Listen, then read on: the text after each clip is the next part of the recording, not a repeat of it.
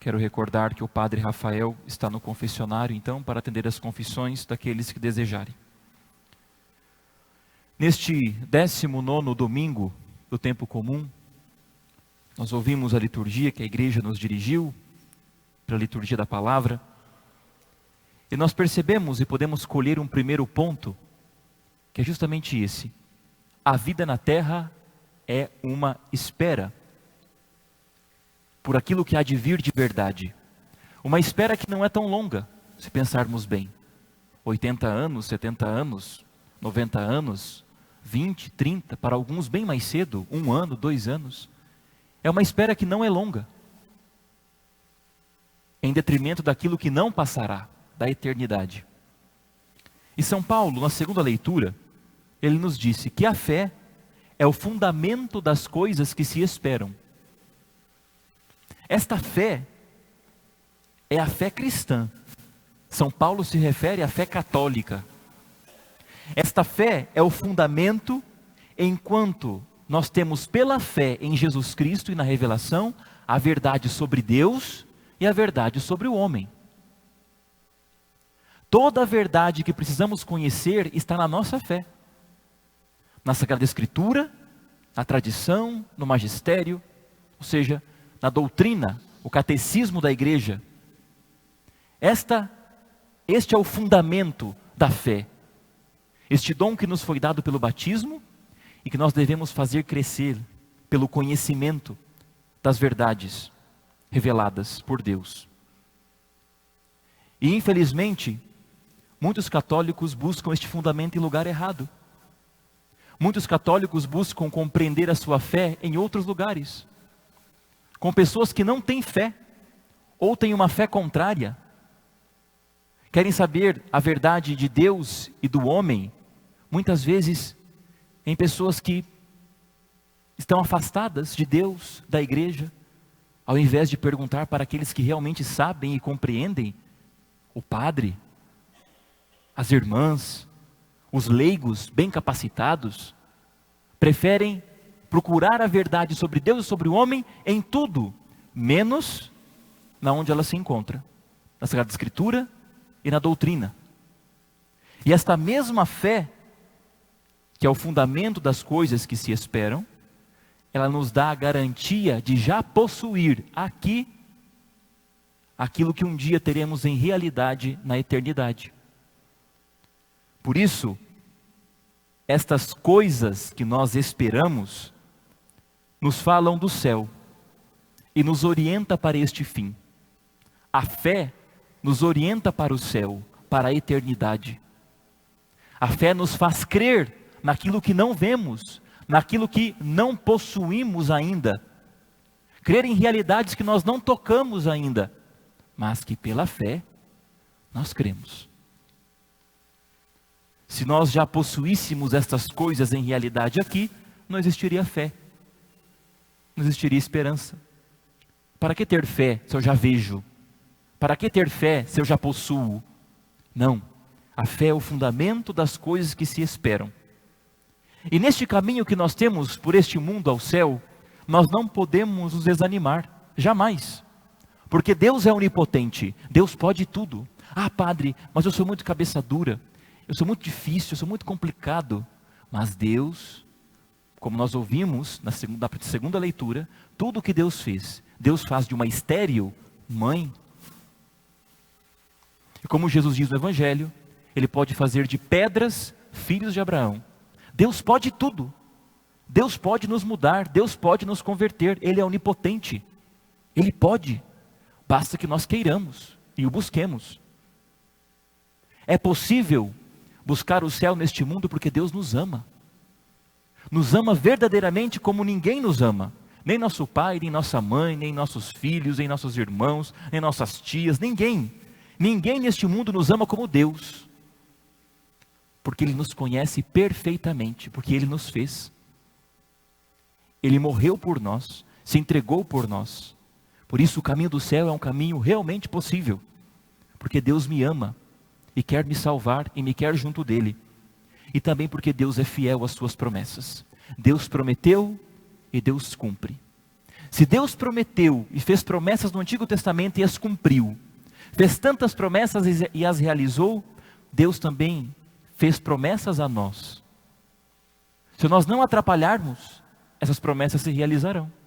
Se o meu pecado, se o meu coração duro, a minha indiferença não se opor a isto, então Deus vai realizar a sua promessa na nossa vida, que é a salvação. Por isso que São Paulo, na segunda leitura, ele diz bem justamente isso: todos estes morreram na fé, não receberam a realização da promessa, mas a puderam ver e saudar de longe, e se declararam estrangeiros e imigrantes nessa terra. Os que falam assim demonstram que estão buscando uma pátria, e se lembrassem daquela que deixaram, até teriam tempo de voltar para lá. Mas agora, eles desejam uma pátria melhor, isto é, a pátria celeste. Por isto Deus não se envergonha deles, ao ser chamado o seu Deus, pois preparou mesmo uma cidade para eles. Como diz o Apocalipse, na cidade santa não haverá sol, porque o Cordeiro será a lâmpada, ele brilhará sobre todos nós. Deus preparou uma cidade celeste, um lugar santo, para nós podermos habitar eternamente. Esta é a promessa que ele fez a nós. E pela fé nós sabemos que este lugar existe, que este lugar ao que fomos destinados existe. Basta que queiramos e não nos interponhamos entre Deus e nós, entre a sua vontade e a nossa. Por isso o Senhor espera de nós uma conversão sincera, uma conversão que não nos deixe adormecer na tibieza. A tibieza é uma doença espiritual em que nós nos afrouxamos, nos acomodamos. Ai, rezar agora, para quê? Ai, na missa agora, para quê? Tudo é preguiça, tudo é molesto, tudo cansa. As coisas do céu, as coisas de Deus são um peso. Convida a pessoa para ir para o clube, para o parque aquático, para fazer uma trilha, ela está disposta. Convida para rezar, ela está acabrunhada. As coisas de Deus não dão gosto. Isso é uma doença espiritual, se chama tibieza. Nós não podemos deixar que a tibieza se instale no nosso coração, nos desanime, mas pelo contrário, nos enchamos de esperança. A esperança que está intimamente relacionada com a vigilância. Vigiai, diz Jesus. Por isso, nosso Senhor no Evangelho, e aqui entramos no segundo ponto, Jesus fala da vigilância. Jesus nos exorta à vigilância porque o inimigo está sempre à espreita e o amor nunca dorme. Existem dois tipos de vigilância: o do medo, a do medo e a do amor. A vigilância do medo é aquele pai de família que quando sabe ou que o ladrão vai vir ou que suspeita que o ladrão vai chegar, fica pronto para defender a sua família, defender a sua casa. Coloca cerca elétrica, coloca alarme, coloca câmera de vigilância. Ele está pronto, mas é uma vigilância que é de medo, é de pavor, de que seus bens sejam roubados. Agora existe uma vigilância que é de amor. Quando a mãe dorme e o filho está do quarto do lado, e ela dorme e não dorme, e o filho chora, essa mãe está vigilante. Mas não porque ela tem medo, mas porque ela ama. A mesma coisa o pai. O pai sempre está vigilante, o filho está brincando e o pai está cuidando, está vigilante. Não porque ele tem medo, mas porque ele ama, não quer que o filho se machuque. Da mesma maneira, nós temos que vigiar. Vigiar não para ter medo de Deus, mas porque nós amamos a Deus e nós não queremos ofender a Deus. Por isso nós vigiamos para não pecar, para não cair em tentação. Por isso nós vigiamos.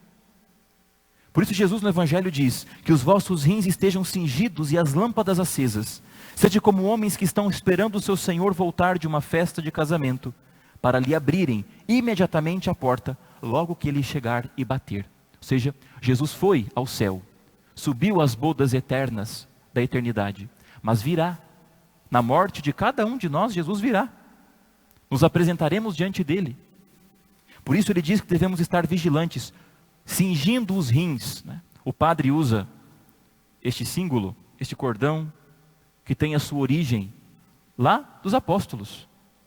Este símbolo significa, primeiro, para que quando se ande, a túnica não vá até o chão, que ele consiga caminhar. Cingir os rins significa que os rins suportem uma longa caminhada, de dias pelo deserto. Significa prontidão para o trabalho, aqueles que estão prontos. Também significa para aqueles que estão prontos para entrar em luta. Cingir os rins significa isso. Estar pronto para o trabalho e para a luta, e para conter as paixões desordenadas. Os antigos acreditavam que as paixões estavam nos rins, por isso cingir os rins.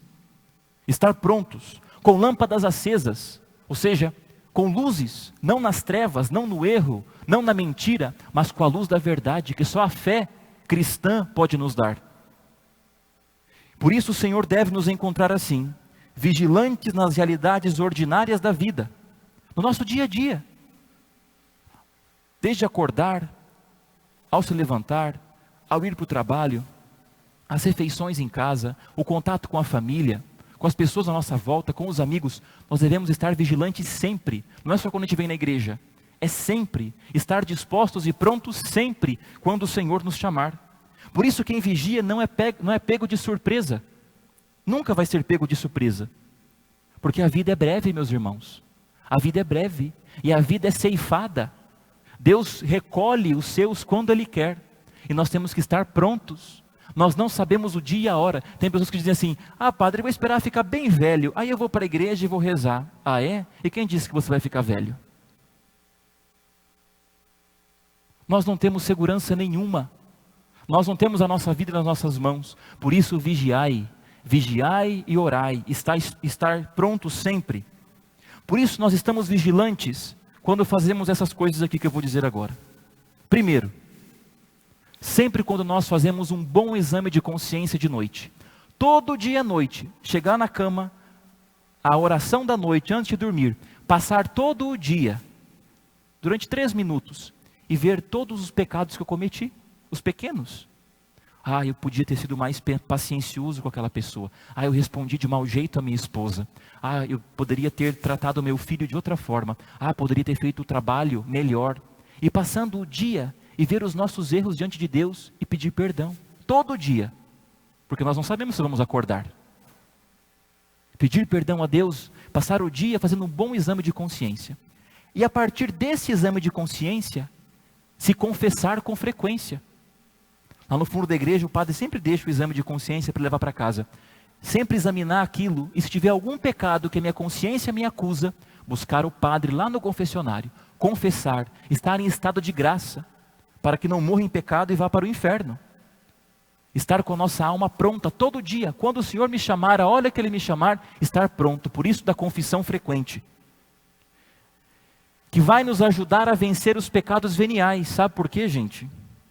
Porque é mais fácil não matar alguém do que parar de mentir. Talvez você nunca mate ninguém nessa vida, que é um pecado muito grave, mortal. Mas você mente. Às vezes é mais fácil não matar ninguém do que parar de mentir. Às vezes é mais fácil não trair a sua esposa do que parar de ser invejoso, fofoqueiro, avarento, entendem? Nós deixamos às vezes o camelo passar. E vamos cuidar das coisas pequenas. Não, nós temos que ir atrás dos pecados veniais. Das coisas que nos desviam do caminho. Que são do dia a dia, mas que nos impedem de chegar até Deus. Comungando com frequência, vindo à missa. A missa do domingo, dia de semana também tem missa, mas comungando com frequência, recebendo a Eucaristia. Principalmente na missa dominical, as orações diárias, o terço, a leitura da Sagrada Escritura, a leitura do catecismo, da doutrina, da nossa fé, conhecer a nossa fé, a vivência na família, ser um bom pai, uma boa esposa, um bom filho, no trabalho, ser um ótimo trabalhador, pontual, que faça o trabalho com perfeição, nos estudos, para quem estuda, tirando as melhores notas, sendo uma pessoa exemplar, buscando encontrar Deus nas realidades deste mundo para não nos surpreendermos na hora da morte. Deus não pode nos encontrar como um ladrão. Nós temos que esperar a Deus como uma mãe que espera o seu filho. A vigilância do amor e não do medo.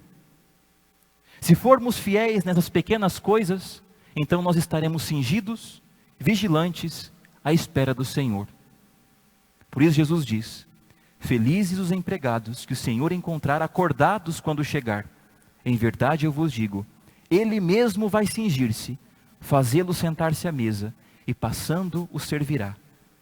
E caso ele chegue à meia-noite ou às 3 da madrugada, felizes serão se assim os encontrar. Nós não sabemos que hora o Senhor virá, mas sabemos que Ele virá. Mas devemos estar prontos. E meus irmãos, que palavra maravilhosa é essa? Ele mesmo os servirá. Quando morrermos e formos para o céu, se assim Deus nos permitir e correspondermos à sua graça neste mundo, o Senhor passará nos servindo.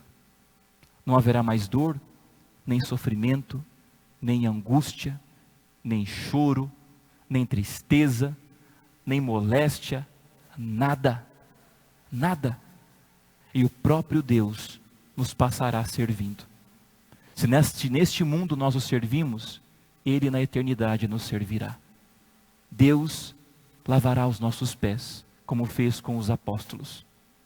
E lá, nesta cidade, aonde o Cordeiro, Jesus, brilha sobre todos, nós nunca mais poderemos ofender a Deus.